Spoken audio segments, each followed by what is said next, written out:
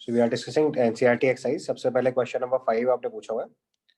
Question number 5 में लिखा है describe the bulk preparation of dihydrogen by electrolytic methods and what is the role of electrolyte in this process. तो देखो जैसे हमने एक्वस NaCl का इलेक्ट्रोलिसिस कराया तो इसमें hydrogen as a by product मिलता है, या बेरियम हाइड्रोक्साइड का निकल इलेक्ट्रोड के साथ इलेक्ट्रोलिसिस कराते हैं तो उससे 100% प्योर मिलता है. तो पहले तो इलेक्ट्रोलिसिस का प्रोसेस सिखाया था आपको. इसमें एनोड पे ऑक्सीडेशन और कैथोड पे रिडक्शन होता है डिफॉल्ट. सो एनोड पे ऑक्सीडेशन एंड कैथोड पे रिडक्शन. तो आपको पता है हाइड्रोजन गैस कहाँ मिलेगी? कैथोड पे. तो ये हमारी रिएक्शन हो गई सबसे पहले. तो यहाँ पे देखो जो H प्लस है वो 2 इलेक्ट्रॉन गेन करके हाइड्रोजन गैस में कन्वर्ट होगा. ये आपका प्रोडक्ट हो गया. जबकि इधर वाले इलेक्ट्रोड पे क्लोराइड आयन जो है वो लॉस करके इलेक्ट्रॉन क्लोरीन गैस में कन्वर्ट होंगे और बाद में जो इलेक्ट्रोलाइट बचेगा उसमें आपके पास Na प्लस और OH माइनस आयन प्रेजेंट होगा. अब अगर रोल ऑफ इलेक्ट्रोलाइट की बात करें तो आपको बताया था कि अगर बेरियम हाइड्रोक्साइड की इलेक्ट्रोलाइट लिसिस करेंगे तो उससे ऑलमोस्ट 100% प्योर हाइड्रोजन अचीव हो जाएगी. तो this is the basically role. तो जो अलग अलग इलेक्ट्रोलाइट के साथ अलग अलग प्योरिटी लेवल अचीव किए जा सकते हैं. ये बात और ऐड कर दीजिएगा. अब देखो यहाँ पे अगर रोल ऑफ इलेक्ट्रोलाइट समझाना हो तो आपको इलेक्ट्रोलाइट सेलेक्ट करना पड़ेगा. तो अब देखो अगर हमने डाइहाइड्रोजन ऑब्टेन करना है electrolysis of warm aqueous solution of barium hydroxide solution से बिटवीन निकल इलेक्ट्रोड्स. तो देखो इलेक्ट्रोलाइट बदला हमने NaCl जगह बेरियम हाइड्रोक्साइड करा एक्वस बेरियम हाइड्रोक्साइड. तो इससे देखो high purity of hydrogen produce होगा. तो ये इलेक्ट्रोलाइट का रोल हो गया. दूसरा और एक कॉन्सेप्ट समझा सकते थे कि अगर हमने ऐसा इलेक्ट्रोलाइट ले रखा है जिसमें H प्लस की इलेक्ट्रोलिसिस हो रही है तो कैथोड पे हाइड्रोजन मिलेगी, और अगर ऐसा इलेक्ट्रोलाइट ले रखा है जिसमें H माइनस फॉर्म है तो एनोड पे हाइड्रोजन मिलेगी. तो ये भी एक पॉइंट ऐड कर सकते हो. तो अगर हमारे पास H प्लस है तो हाइड्रोजन एट कैथोड मिलेगा और H माइनस है तो हाइड्रोजन एट एनोड मिलेगा. ये भी इलेक्ट्रोलाइट का डिफरेंस है. यानी कि अगर हम सोडियम हाइड्राइड की इलेक्ट्रोलिसिस कराएंगे तो फिर हमें हाइड्रोजन गैस एट एनोड मिलने लगेगी. ठीक, क्लियर. चलो इसके बाद नेक्स्ट क्वेश्चन देखो, क्वेश्चन नंबर 7. क्वेश्चन नंबर 7 में लिखा है discuss the consequence of high enthalpy of HH bond in terms of chemical reactivity of dihydrogen. तो सिंपल है, अगर हमारे पास HH बॉन्ड एंथैल्पी हायर है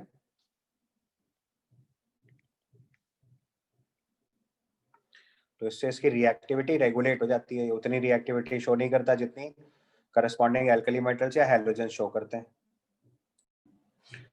सो नेक्स्ट पॉइंट में हमने अगर चाहें तो एक और चीज ऐड कर सकते हैं. तो एचएच बॉन्ड एंथैल्पी ज्यादा होने से इसकी रिएक्टिविटी हैलोजन्स के रिस्पेक्ट में बहुत कम हो जाएगी. दूसरा इसकी जो रिलेटिवली इनर्ट हो जाएगा रूम टेम्परेचर पे, हाई टेम्परेचर में केवल हाइड्रोजन रिएक्ट करेगा. इसके बाद क्वेश्चन नंबर 9.8 देखो. 9.8 में लिखा है what do you understand bye electron deficient, electron precise and electron rich compound of hydrogen. तो इसमें कॉन्सेप्ट सिखाया था इलेक्ट्रॉन डेफिशिएंट मतलब ग्रुप 13 वाले हाइड्रेट्स, इलेक्ट्रॉन डेफिशिएंट हो गया ग्रुप 13, इलेक्ट्रॉन प्रिसाइज हो गया ग्रुप 14 और इलेक्ट्रॉन रिच हो जाता है ग्रुप नंबर 15 से लेके 17 तक. और एग्जांपल्स लिखने हैं तो इलेक्ट्रॉन डेफिशिएंट में B2H6 लिख लो, इलेक्ट्रॉन प्रिसाइज में CH4 लिख दो और इलेक्ट्रॉन रिच में अमोनिया, HF, वाटर वाले एग्जांपल्स लिख दो. So 9.8 के आंसर के लिए आप NCERT डायरेक्ट ले लो. इसमें डाइबोरेन हो गया ग्रुप 13 वाला इलेक्ट्रॉन डेफिशिएंट. इसके बाद ग्रुप 14 के लिए CH4 हो गया इलेक्ट्रॉन प्रिसाइज. ठीक है, और लास्ट में इलेक्ट्रॉन रिच वाला देखना है तो ग्रुप 15 से 17 तक हो गया. इनके सबके पास लोन पेयर होते हैं. तो इलेक्ट्रॉन डेफिशिएंट मतलब जिसके पास इलेक्ट्रॉन की शॉर्टेज होगी एक्चुअली में, तो B2H6 इसका एग्जांपल हमने मार्क किया है.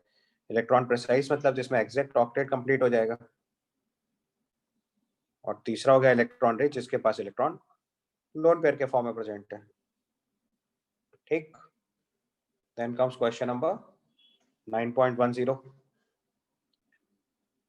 समझ गया ना ये कॉन्सेप्ट पूरा? ठीक से देख लो. अगर टिपिकल NCERT से उठाया हुआ B2H6, CH4 एंड वाटर. इसके बाद क्वेश्चन नंबर 9.10 देखो.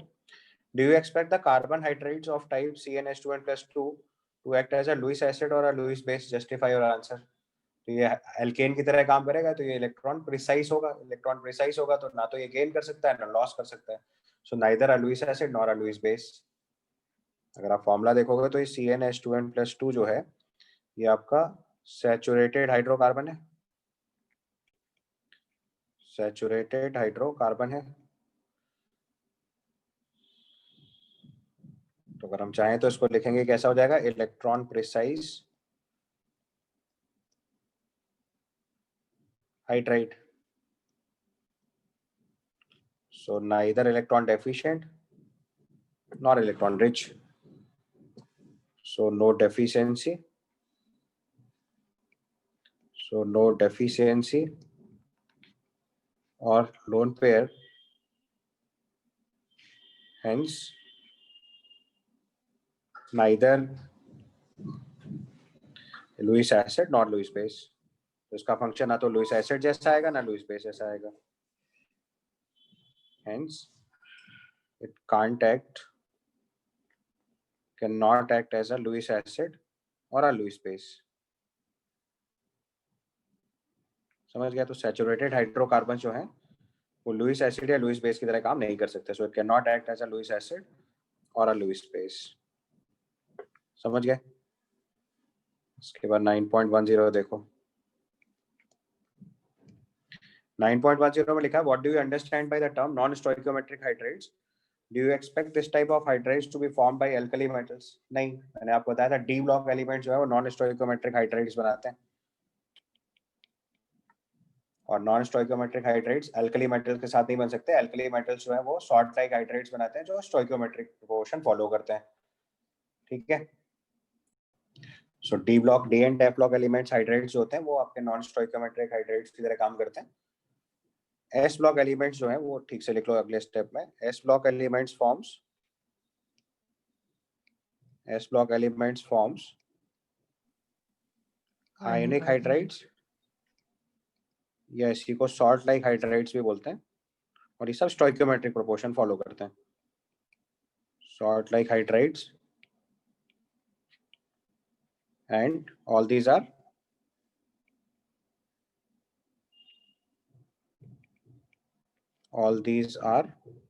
stoichiometric in proportion.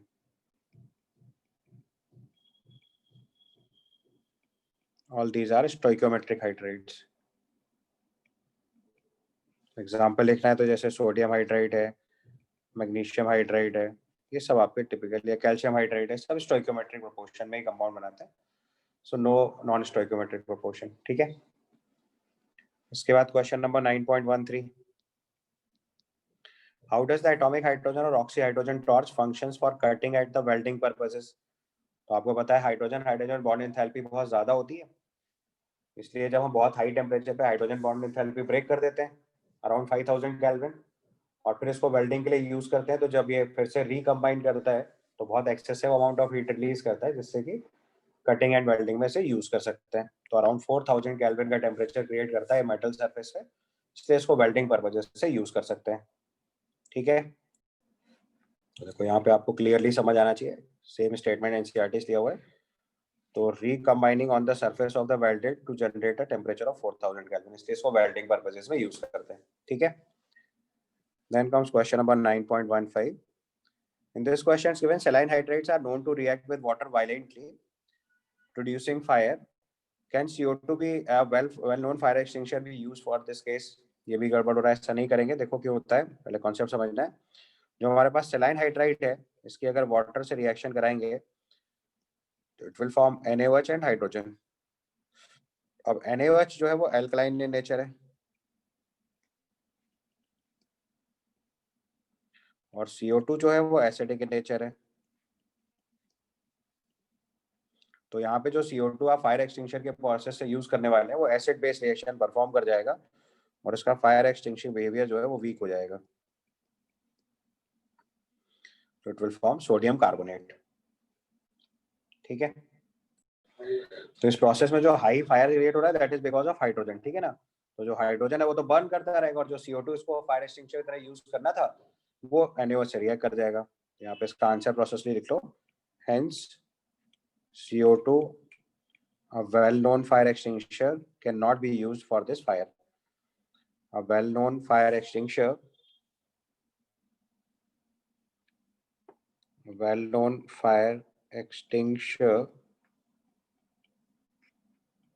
cannot be used for such fire. Cannot be used for such fire due to hydrogen. क्योंकि हाइड्रोजन बहुत जल्दी से फायर क्रिएट करता है, उसको यहाँ से रेगुलेट नहीं कर पाएंगे। Then comes question number 9.16। 9.16 में लिखा है arrange the following in the order of increasing electrical conductance. Electrical conductance मतलब जो ज्यादा इलेक्ट्रिसिटी कंडक्ट करेगा, मतलब आयनिक कैरेक्टर बेसिकली लिखना है। So next question is 9.16। सो 9.16 में आपको बेसिकली आयनिक कैरेक्टर कंपेयर करना है। तो पहले पार्ट में आपको इलेक्ट्रिकल कंडक्टेंस लिखना है। सो इलेक्ट्रिकल कंडक्टेंस मतलब आपको बेसिकली आयनिक कैरेक्टर कंपेयर करना है। तो सबसे पहले इलेक्ट्रिकल कंडक्टेंस कंपेयर करी हमने, तो that is because beryllium hydride has more covalent character, जिसका आयनिक कैरेक्टर ज्यादा होगा उसकी इलेक्ट्रिकल कंडक्टेंस ज्यादा काउंट करेंगे। So order will be calcium hydride, titanium hydride and finally beryllium hydride. इसके बाद आयनिक कैरेक्टर कंपेयर करना है दूसरे पार्ट में, तो फजान रूल अप्लाई करेंगे। सो सीजियम, सोडियम और लिथियम है, लिथियम का साइज सबसे छोटा है तो स्मॉलर साइज, तो उसकी पोलराइजिंग पावर ज्यादा होगी, कोवेलेंट कैरेक्टर हायर हो जाएगा। Order will be caesium hydride, sodium hydride and lithium hydride. भाई कोवेलेंट कैरेक्टर बोलते हैं तो लिथियम हाइड्राइड का कोवेलेंट कैरेक्टर हाईएस्ट लिख देते हैं। तीसरे पार्ट में बॉन्ड इंथैल्पी पूछा गया, तो मैंने आपको समझाया था कि सिमिलर एटम्स के बीच में बॉन्ड इंथैल्पी एच बॉन्ड की बहुत ज्यादा होती है। So H bond enthalpy highest, लेकिन डी बॉन्ड एच बॉन्ड से स्ट्रॉन्गर होता है। तो डी बॉन्ड की स्ट्रेंथ एच बॉन्ड से स्ट्रॉन्गर है, तो डी सबसे स्ट्रॉन्गर हो गया, then H then F. H के बाद और कोई भी लिखा होता तो वो नीचे ही लिखना था, इसमें बिल्कुल डाउट नहीं रखना था अपने को।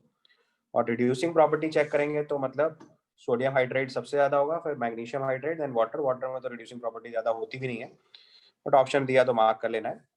Strongest reducing character sodium hydride का हो जाएगा। अल्कली मेटल्स की रिडक्शन प्रॉपर्टी बहुत हायर होती है। ठीक है, क्लियर। उसके बाद नेक्स्ट क्वेश्चन 9.18।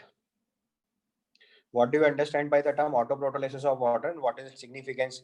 ये हम लोगों ने आयनिक प्रॉब्लम के टाइम पे सीखा था। वाटर की auto protolysis, self ionisation constant of water सिखाया था। Yes sir. बस वही कॉन्सेप्ट यहाँ पे लिखना है दोबारा आपको। वाटर की ऑटो प्रोटोलिसिस लिखनी है, जिसमें एक वाटर मॉलिक्यूल ब्रॉन्स्टेड एसिड और दूसरा वाटर मॉलिक्यूल ब्रॉन्स्टेड बेस की तरह काम करता है, इसलिए वाटर जो है वो न्यूट्रल हो जाता है। सो वाटर ने एक वाटर मॉलिक्यूल ने प्रोटॉन डोनेट करा, तो प्रोटॉन डोनर, दूसरा प्रोटॉन एक्सेप्टर, इसलिए एक को ब्रॉन्स्टेड एसिड, दूसरे को ब्रॉन्स्टेड बेस बोलेंगे। तो वाटर का करेक्टर आप एम्फोटेरिक भी बोल सकते हैं, या एक्चुअल में अगर एक्वा सॉल्यूशन में पीएच की बात करेंगे तो न्यूट्रल बोल सकते हैं। तो यहाँ पे ऑटो प्रोटोलिसिस का एप्लीकेशन क्या हुआ, hence water is amphoteric in nature. Amphoteric in nature यानी कि अगर एसिड ऐड करोगे तो H+ आ जाएगा, बेस ऐड करोगे तो OH- आ जाएगा, क्योंकि वाटर उसका दूसरा काउंटर पार्ट एक्सेप्ट करेगा। So hence water is amphoteric in nature, एक पॉइंट। और दूसरा pure water is neutral. Pure water क्योंकि जितना H+ दे रहा है उतना ही OH- दे रहा है, तो प्योर वाटर इज न्यूट्रल। ठीक है, या 25 डिग्री सेल्सियस में pH 7। उसके बाद next question, question number 9.22। What causes temporary and permanent hardness? यार ऐसा ना करो, ये तो बहुत ही टॉर्चर कर दिया तुमने। तो ये तो मैंने अच्छे से पढ़ाया हुआ आपको। भाई टेम्परेरी हार्डनेस किसकी वजह से आती है? कैल्शियम और मैग्नीशियम के बाइकार्बोनेट्स की वजह से। और परमानेंट हार्डनेस किसकी वजह से? Chlorides and sulphates. Chlorides and sulphates की वजह से। लिख लो फटाफट एक बार जल्दी से। सो टेम्परेरी हार्डनेस हुई आपकी कैल्शियम और मैग्नीशियम के बाइकार्बोनेट्स की वजह से, और परमानेंट हार्डनेस हुई chloride and sulphates of calcium and magnesium की वजह से। Then comes question number 9.23। Question number 9.23 देख लो। Discuss the principle and method of softening of hard water by synthetic ion exchange resin. उस प्रोसेस में देखो क्या करते हैं हम लोग। नॉर्मली ऐसे ऑर्गेनिक मॉलिक्यूल्स लेते हैं जिनके कैटायनिक पार्ट को कैल्शियम और मैग्नीशियम से रिप्लेस करवा लेते हैं। So the basically the resin exchanges Na+ ion with calcium and magnesium। ठीक है, तो हार्ड वाटर जो है वो सॉफ्ट वाटर में कन्वर्ट हो जाता है। बेसिकली वैसे ही मेथड है जैसा जियोलाइट प्रोसेस में करते थे, उसका बेटर वर्जन है। ठीक है, तो जो large organic molecules like sulphonic acid salt ले लेते हैं, जो आसानी से वाटर इनसॉल्युबल बन के बाहर आ जाता है। रिएक्शन के टर्म में लिखना है तो RNA की रिएक्शन M2+ यानी कैल्शियम एंड मैग्नीशियम आयन से कराना है, तो R2M सॉलिड फॉर्म बन के प्रेसिपिटेट कर जाएगा। This is synthetic ion reaction method. ठीक है, next 9.257 write chemical reactions to justify that hydrogen peroxide can function as oxidizing as well as reducing agent। दो रिएक्शन लिख डालो, एक ऑक्सीडेशन रिएक्शन लिखो, एक रिडक्शन वाली रिएक्शन लिखो। सो H2O2 का अगर हमने वाटर में कन्वर्जन कराया तो ऑक्सीजन स्टेट ऑफ ऑक्सीजन -1 से -2 जाएगी, ये रिडक्शन हो गया। और H2O2 को ऑक्सीजन में कन्वर्ट कराएंगे तो ऑक्सीजन का ऑक्सीजन स्टेट -1 से 0 हो जाएगा, ये ऑक्सीडेशन हो गया। अब आपको ऑक्सीडेशन रिडक्शन दोनों प्रोसेस लिखने हैं, तो जैसे लेड सल्फाइड से लेड सल्फेट में ऑक्सीडेशन कराया, ये ऑक्सीडाइजिंग बिहेवियर ऑफ H2O2 हो गया। और आयोडीन को I- में कन्वर्ट कराया तो ये रिड्यूसिंग प्रॉपर्टी हो गई। आप रिएक्शन में बेसिकली H2O2 का कन्वर्जन देख लो, उससे पहचान लोगे। यहाँ देखो H2O2 जो है वो वाटर में कन्वर्ट हो रहा है और यहाँ H2O2 जो है वो ऑक्सीजन में कन्वर्ट हो रहा है। बस इतने से आप बात समझ जाओगे। Then comes question number 9.26. 9.26 is given, what is meant by demineralized water and how can it be obtained? Demineralized water का मतलब होता है purest form of water जिसमें कोई भी आयन प्रेजेंट नहीं होगा। तो ये सिंथेटिक रेजन मेथड से समझाया था आपको कि केटायन और एनायन को एक्सचेंज कराते हुए डीमिनरलाइज्ड वाटर अचीव कर लिया जाता है। सो 9.26 में डीमिनरलाइज्ड वाटर अगर हम लिख रहे हैं तो प्योर डीमिनरलाइज्ड वाटर या डीआयोनाइज्ड वाटर का मतलब होता है water free from all soluble mineral salts. और ऐसा करते कैसे हैं, केटायन एक्सचेंजर और एनायन एक्सचेंज दोनों से एक बार पास कराते हैं। तो पहले केटायन एक्सचेंज से पास करते हैं जिसमें H+ आयन फॉर्म है, फिर एनायन एक्सचेंज से पास करते हैं जिसमें OH- फॉर्म प्रेजेंट है। तो पहले क्या होता है कि H+ आयन जो है वो सारे केटायंस को Na+, Ca2+, Mg2+ सबको रिप्लेस कर देता है, तो एसिडिक वाटर अचीव होता है। और फिर इस एसिडिक वाटर को फिर से एनायन एक्सचेंज में पास करते हैं, OH- एक्सचेंज करता है Cl- bicarbonate ion, sulphate ion, इन सबको। बाद में जो H+ और OH- आयन है वो एक दूसरे से कंबाइन करके फिर से वाटर क्रिएट कर लेते हैं और इससे हमारा डीमिनरलाइज्ड वाटर अचीव हो जाता है। ठीक है। Question number 9.31 is given, what is the difference between the term hydrolysis and hydration? तो हाइड्रोलिसिस का सिंपल मतलब होता है रिएक्शन विद वाटर। जैसे सिंपल एग्जांपल देखो, या जो हम लोगों ने सॉल्ट हाइड्रोलिसिस पढ़ी थी वो भी यही एग्जांपल्स हैं। सो कैल्शियम कार्बाइड की रिएक्शन मैंने वाटर से कराई, forms calcium hydroxide and C2H2, this is hydrolysis.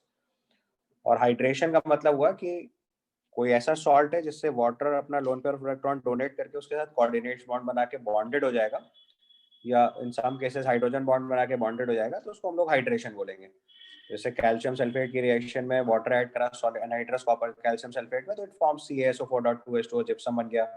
या कॉपर सल्फेट है उसमें 5 वाटर ऑफ मॉलिक्यूल ऐड करा, तो वाटर ऑफ क्रिस्टलाइजेशन जो कंबाइंड हो रहा है उसको हम लोग हाइड्रेशन प्रोसेस बोलते हैं। सो बेसिक डिफरेंसेस, हाइड्रोलिसिस में वाटर केमिकली रिएक्ट कर रहा है और हाइड्रेशन में वाटर अपना lone pair of electron donate करके बॉन्डेड हो जा रहा है उस सब्सटेंस के साथ। बॉन्डेड किसी भी फॉर्म में हो सकता है, मोस्टली कोऑर्डिनेट बॉन्ड बनता है, in some cases it can be bonded through hydrogen bonding also, तो उसे हम हाइड्रेशन बोलेंगे। समझ गए? तो केमिकली बॉन्डेड हो गया तो हाइड्रेशन, केमिकली रिएक्ट हुआ तो हाइड्रोलिसिस। ठीक है। Then comes 9.32, how can alkaline hydrides remove traces of water from organic compounds? तो आपको पता है कि जो अल्कलाइन हाइड्राइड्स होते हैं वो वाटर से रिएक्ट करके हाइड्रोजन गैस लिबरेट करा देते हैं और इनकी वाटर के साथ रिएक्टिविटी बहुत ज्यादा होती है, इसलिए ट्रेसेस ऑफ वाटर भी रिमूव हो जाएंगे। इसका भी आंसर लिख लीजिए जल्दी से। तो आंसर लिख लीजिए, saline hydrides react with water to form corresponding metal hydroxide and hydrogen. और सेलाइन हाइड्राइड्स की रिएक्टिविटी बहुत ज्यादा होती है क्योंकि ये अल्कली मेटल कंपाउंड्स हैं जो बहुत क्विकली हाइड्रोजन से वाटर से रिएक्ट करके हाइड्रोजन गैस प्रोड्यूस करेंगे। बहुत वायलेंट रिएक्शन होती है, तो अगर थोड़ा भी वाटर प्रेजेंट होगा ऑर्गेनिक मॉलिक्यूल के साथ, ये उसको कंप्लीटली कंज्यूम कर ले जाएगा। और चूंकि आयनिक कंपाउंड है इसलिए ऑर्गेनिक कंपाउंड को डिस्टर्ब नहीं करेंगे।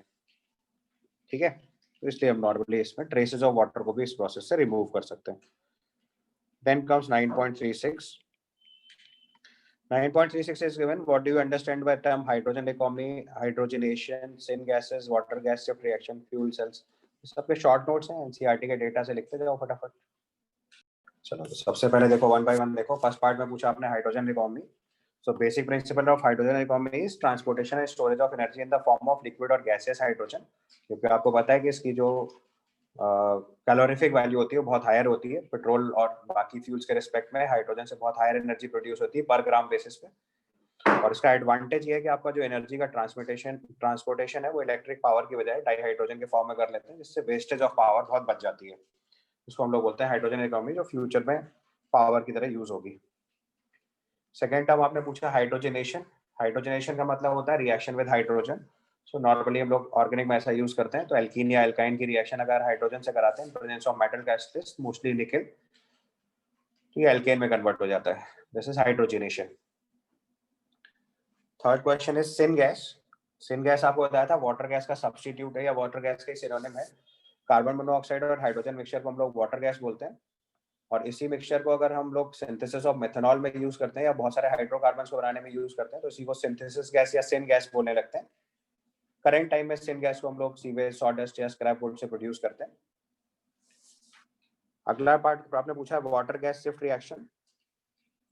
वाटर गैस शिफ्ट रिएक्शन जो है ये हम लोग जो वाटर गैस का कार्बन मोनोऑक्साइड है उसको स्टीम से रिएक्ट करा के हाइड्रोजन गैस प्रोड्यूस कराने के लिए यूज करते हैं, तो उसको वाटर गैस शिफ्ट रिएक्शन बोलते हैं। Production of dihydrogen can be increase by reacting carbon monoxide of synthesis gas mixture with steam in presence of iron chromate catalyst. तो इस रिएक्शन को हम लोग बोलते हैं water gas shift reaction. So the carbon dioxide is removed by scrubbing with the sodium arsenate solution और हमें hydrogen gas यहाँ से मिल जाएगी। And the last part you asked is fuel cell. Fuel cell जो होता है कि आज के टाइम में हम लोग हाइड्रोजन से जो पावर जनरेट करने का सिस्टम है उसको फ्यूल सेल की तरह यूज करते हैं। So nowadays it is also used in the fuel cells for generation of electric power. तो इट इज की जगह आप चाहो तो हाइड्रोजन लिख सकते हो। So nowadays hydrogen is used in fuel cells for generation of electric power. अब अगर फ्यूल सेल समझना है तो ऐसा गैल्वेनिक सेल जिससे एनर्जी हम लोग कंबशन ऑफ फ्यूल से प्रोड्यूस करते हैं, जिसमें hydrogen, methane, methanol etcetera use कर सकते हैं, तो उसको फ्यूल सेल बोलते हैं। और जो most successful use of fuel cell है उसमें हाइड्रोजन गैस की ऑक्सीजन से रिएक्शन करा के वाटर बनाने वाला प्रोसेस है। और सबसे पहले इसको इलेक्ट्रिक पावर देने के लिए हम लोग ना अपोलो स्पेस प्रोग्राम में यूज किया था, इसलिए बहुत इंपॉर्टेंट है। तो जहां मैंने क्वेश्चन लिखा है लिखा nowadays it is also used as a fuel cell, तो इसकी जगह आप सीधे हाइड्रोजन लिख लो तो बेस्ट हो जाए। So hydrogen is used in fuel cells for generation of electric power. ऐसे गैल्वेनिक सेल जिसमें कंटिन्यूअस फ्यूल सप्लाई करके इलेक्ट्रिसिटी प्रोड्यूस की जाती है उसको फ्यूल सेल बोलते हैं। में hydrogen, methane, methanol as a fuel use किया जाता है। सबसे कॉमनली जो फ्यूल यूज होता है वो हाइड्रोजन होता है, इसकी ऑक्सीजन से रिएक्शन करा के वाटर बनाते हैं और अपोलो स्पेस प्रोग्राम में इसको सबसे पहली बार यूज किया जाता है। So this completes your NCERT.